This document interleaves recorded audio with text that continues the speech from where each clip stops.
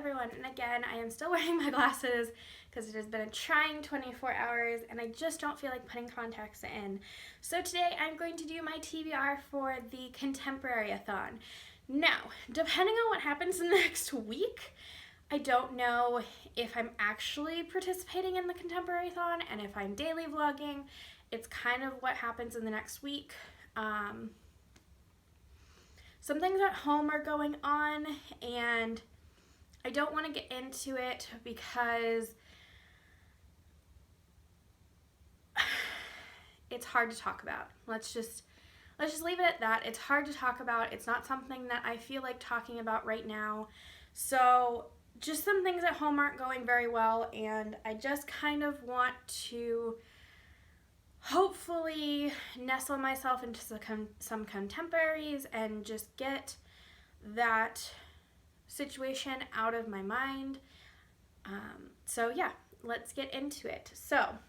And I made a list so that I'm not doubling up on challenges, but I might end up doubling up on challenges. Like I said, things are going on. I don't know how much I'm reading the next week, so we'll see.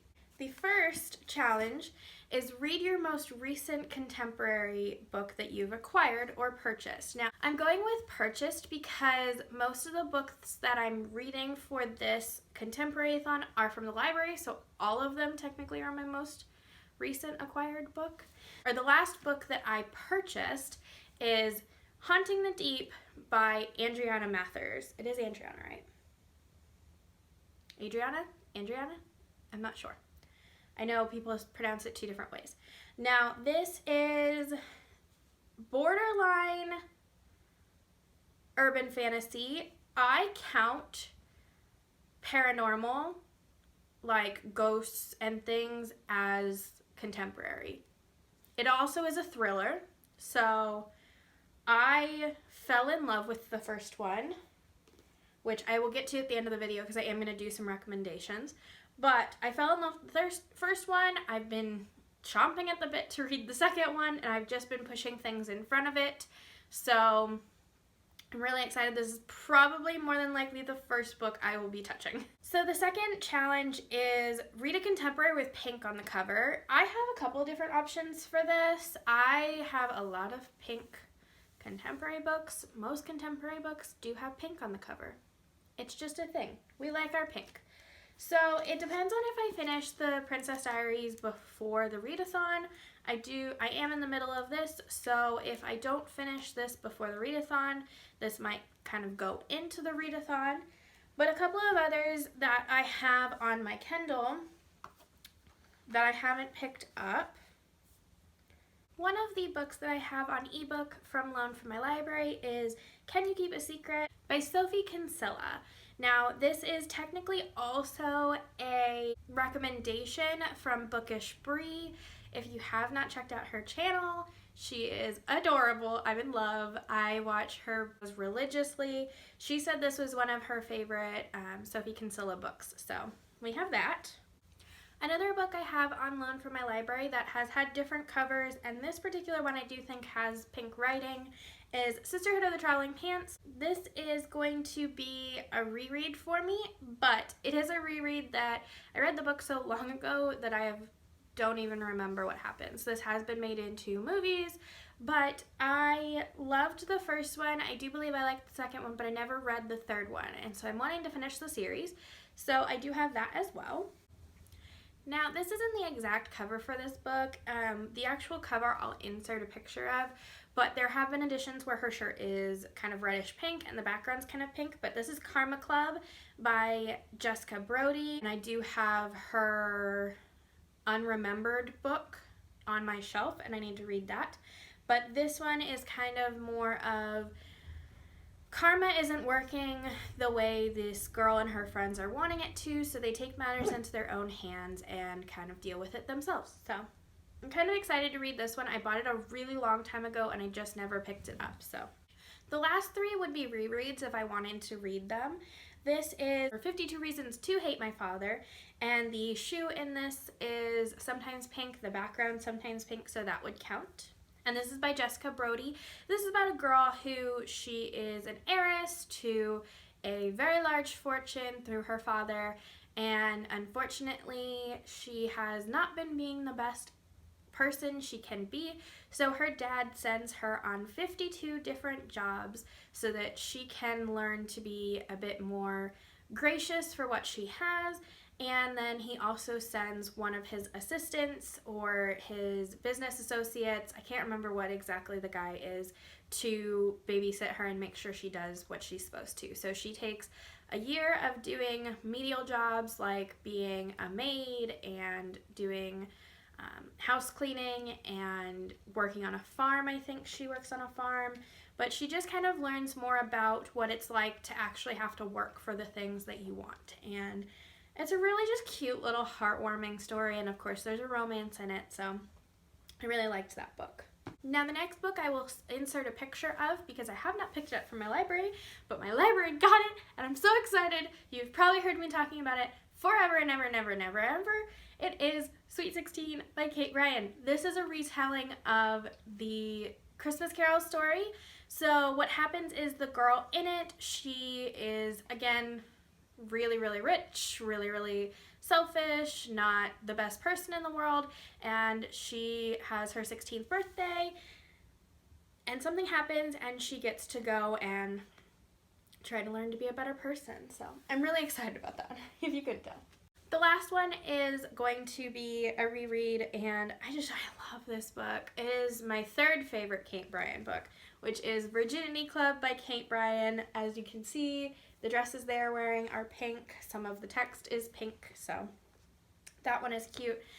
This is about 4 girls who are going through high school, and just kind of things happen.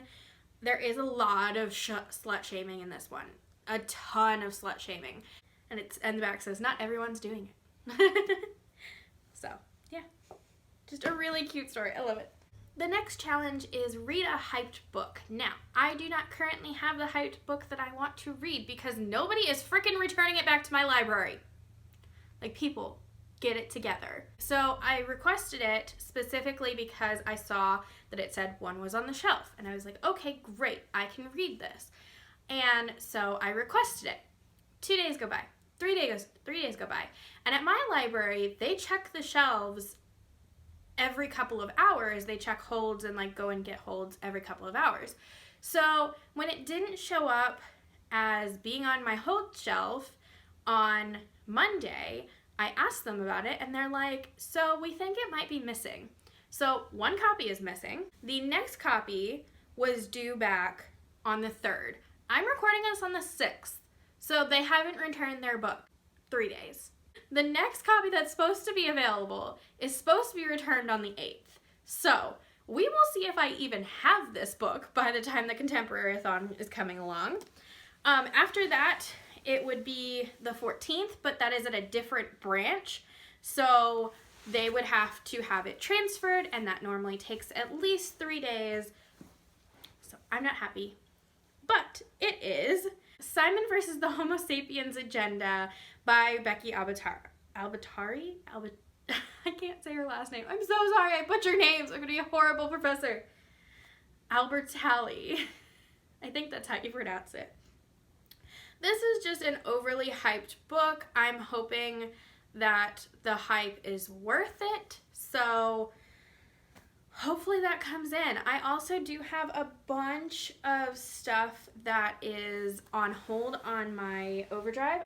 Okay, other hyped books that I am waiting on through Overdrive is When Dimple Met Rishi. Also, I am second in line for Simon versus the Homosapiens Agenda on the ebook. So, I'm first in line for the actual book, so if somebody will return it to my library, that would be great. Another overhyped book that I might end up having to put in instead of Simon versus the Homosapiens Agenda, Sarah Denson is a very overhyped author, so I have That Summer. This looks like a pretty short book. It looks about under 200 pages, so I'm hoping I can get through that too. The next is to read a diverse contemporary. Now also When Dimple Met Rishi can count for that, but what I actually have is 4 Weeks, 5 People. Now this is I think mostly to do with mental health. I do believe there is an eating disorder representation, there is OCD, there is narcissistic personality disorder, and I think Emma Books said also that there was borderline personality disorder in this as well. So, yeah. I'm kind of excited to pick this one up, so yeah, that's what counts for that one. Dark and Taboo Contemporary. Now, I have a couple of options for this. And by the way, this one also has pink on the cover, so that counts too.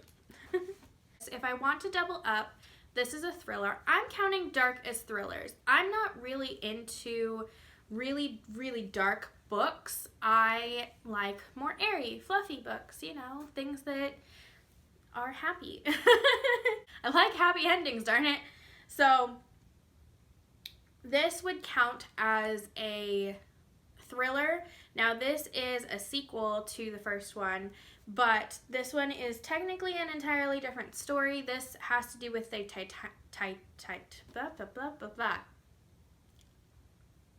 This has to do with the Titanic as opposed to the Salem witch trials, which the first one was about, but this is definitely a good book. The other two books that I have that are thrillers, I have Pretty Dead Girls, which is much different than the one that is going around YouTube, which is the Pretty Girls. I've heard that one's really dark. This is by Monica Murphy. Now this one is about how all of the popular girls are showing up dead and how our main character believes that she is next. And it says, everyone has a secret. Theirs might get them killed. So, kind of intrigued. This one also has pink on the cover. It's got a pink hardcover. So, yeah. Another one that I have currently started and kind of doubled into is Truly Devious by Maureen Johnson. I am the first to have this at my library, and it smells like new book, and I love it. I'm dying. Now, I did start trying to read this on audiobook, and I did not like the audiobook as much as the physical book because there are some kind of pictures and things that they show within that you don't really get the full picture in the audiobook. But if it comes down to it, I will listen to the audiobook. The next challenge is a contemporary graphic novel. I don't like graphic novels. I just don't. I like reading details. I like being immersed into that world. I like to be able to imagine the world as opposed to it just being there in pictures. So I really don't like graphic novels. So I'm gonna say I'm probably gonna take a kind of pass on this one. Sorry. So if you're looking for recommendations for graphic novels, I'm probably not doing this challenge. Lastly, read a contemporary book that has been recommended to you. A lot of these have been recommended to me, but what I'm going to be reading, are you ready for it? Chelsea's gonna love this. I am reading The Hating Game. I already have it on my Overdrive app as an audiobook. I'm excited. I can't wait. But if you are looking for recommendations, I got you covered. If you want fluffy, kind of summery vibe, we have The Summer I Turned Pretty by Jenny Han. I liked this book. It was cute. Yes, always. If you want thriller, I have How to Hang a Witch. Oh my goodness, if you count paranormal as contemporary like I do. Now, I'm not talking paranormal like werewolves and vampires and things. I'm talking about true Wiccan and ghosts. Those to me, ghosts are real. I believe in ghosts, so that's contemporary to me. How to Hang a Witch. This is about Samantha, who is the descendant of Cotton Mathers from the Salem witch trials. Now her dad falls ill and she has to move back to Salem into her grandmother's house, which her grandmother died a couple years prior to the book. I think, I want to say like 5 or 6. But Samantha, or Sam as she likes to be called, is now living in Salem with her stepmother in her grandmother's old house. And when she gets to the town, there are a group of people named the Descendants, who are the descendants of the original hung witches, and they do not like Samantha. They are convinced that she is a reason for all of the deaths that are now happening in Salem, and to a point that is true, to a point it is not. But this is a wonderful, wonderful book. I read this at the very beginning of the year and just flew through it, knew I had to have it, and I originally had it from the library, and I just knew I needed my own copy. I'm obsessed. I love it. It's just wonderful. And if you haven't seen the book trailer does so much more for it than I can ever say. And it melts my heart. The ending is heartbreaking and shocking, all in the same. It was a little bit predictable, but not in the same way that I thought. Like, I knew who the villain was going to be, but I didn't know how. Just do yourself a favor and take it. Of course, I will always recommend Megan Mead's Guide to the McAllen Boys. Just do yourself a favor and read it. Pink skirt, pink text, pink side, pink back, pink, pink, pink, pink, pink. There you go. Another book, I'm not really sure where this could go other than recommendation. I read this in middle school maybe, but Hip Hop High.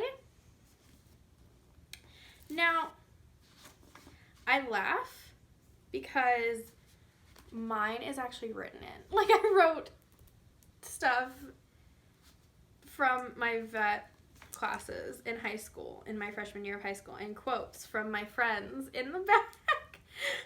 I don't know. But what is funny, actually, is that this is actually a sequel. And I never knew it was a sequel. I had no idea. I never knew. So The Hoopster is actually apparently the first book to this. Now, this follows a totally different character as well. So it follows the sister, I guess, of the main character, because the bottom of this on the inside says, in this funny, inspiring sequel to The Hoopster, Andre Anderson's sister, Teresa. So it's like a companion, but I never read The Hoopster. I might have to pick it up and then reread this. But this was definitely a book that I loved when I was a kid. So yeah, there's that too. And then one that I will recommend, but I have not read, is Fake Boyfriend. Mine has some marks on it. I don't know why. Been through the ringer and haven't even read it. But this is pink on it. This is about a girl and her best friend who don't like their best friend's boyfriend, I think. Yeah, they don't like their best friend's boyfriend, so they create an online profile for a fake guy who her friend can fall in love with. So some catfishing. But yeah, that's a nice one from my favorite author as well. So that is pretty much it. You have my recommendations, you have my TBR, do what you wish. Let's do this for the Contemporary-A-Thon. I just can't. But this is also loose as well, as you may have seen through my biannual Bibliothon videos. I did mix and match some books that I had. So I leave this open to change if I need to. So yeah, that's pretty much it. I hope that you liked this. I hope that my goofiness throughout this video is not overly bad, because I did get a little goofy at times, but you can't help it. So I hope that you liked this, and I hope that you will subscribe and stick around. But yeah, I hope you have a wonderful rest of your day.